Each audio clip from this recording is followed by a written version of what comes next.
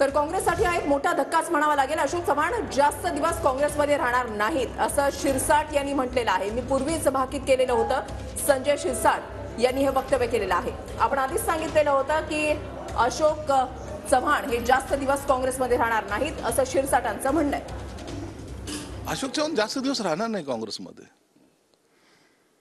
आता most maximum जर वाटलं तर ते लोकसभा कशी तरी पार पाडतील आणि याचं भाकीत मी पूर्वीच केलेलं आहे।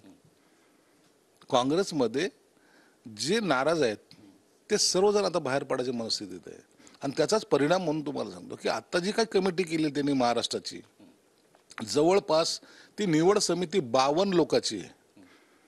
महाराष्ट्रात जागा 48 लढवायच्या, त्याच्यात आघाडी करायची आणि त्याला निवड करण्यासाठी 52 लोकांची कमिटी आहे। म्हणजे यांचं सर्व आलबेल आहे हे याच्यावरून दिसून येतं। म्हणून आता हे अशोक चव्हाण काय, इतर नेते काय, या लोकसभेच्या आसपासच हे शिवसेना भाजपमध्ये येताना तुम्हाला दिसतील।